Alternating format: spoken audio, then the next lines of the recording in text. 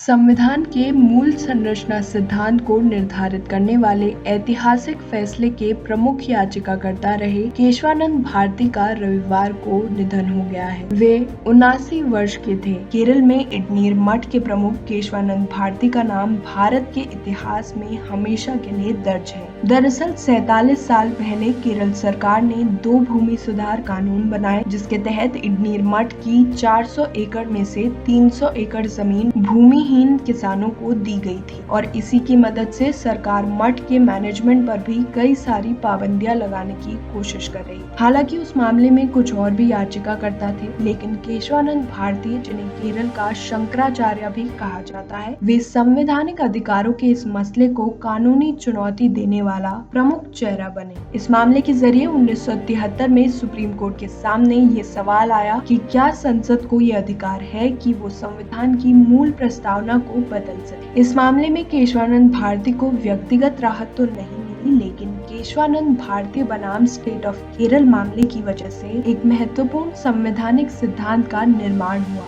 जिसने संसद की संशोधन करने की शक्ति को सीमित कर दिया। सुप्रीम कोर्ट ने इस मामले में एक ऐतिहासिक निर्णय सुनाया, जिसके अनुसार संविधान की प्रस्तावना के मूल ढांचे को नहीं बदला जा सकता। ये मामला इसलिए भी ऐतिहासिक रहा क्योंकि इसमें संविधान को सर्वोपरि माना गया।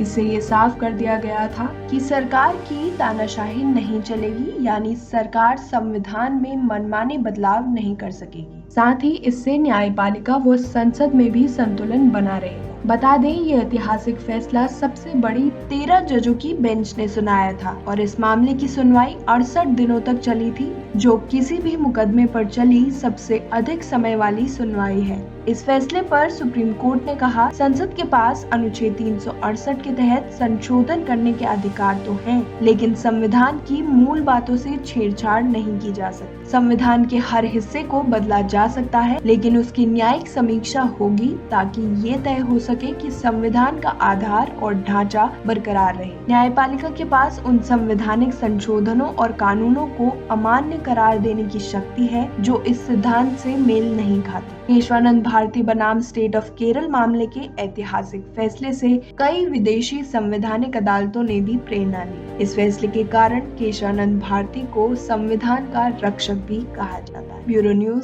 समाचार संदेश।